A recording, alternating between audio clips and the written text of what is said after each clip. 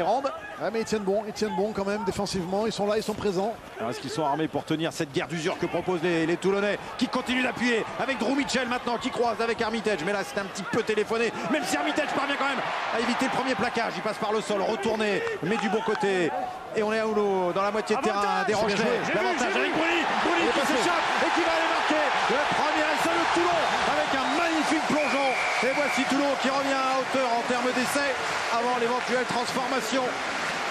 Toulon qui revient cet essai à l'usure, j'ai envie de dire, parce que c'est vrai que c'est en multipliant les temps de jeu qu'ils arrivent à trouver la faille.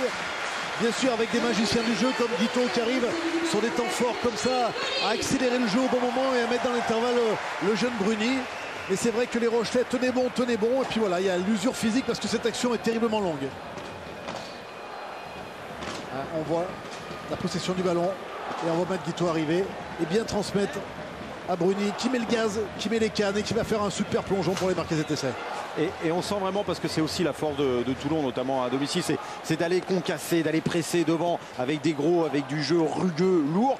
Et dès que ça écarte, d'aller mettre beaucoup de vitesse avec Armitage, avec Guito, ce qui devient compliqué à défendre derrière. Ouais, en plus, là aujourd'hui, c'est dans un jeu un peu plus désorganisé que d'habitude, où on voit justement des passes croisées entre Drew Mitchell, entre Armitage. On voit beaucoup de passes des trois quarts. Des fois, on voit un jeu un peu plus structuré au niveau des avants. Là, voilà, le ballon vit. Et c'est aussi un travail d'usure sur l'adversaire jusqu'à cet essai. Guito avait été très bon au pied la semaine passée à Bayonne. En attendant, Alf Penny, c'est lui qui prend le but et qui le fait plutôt pas mal. Et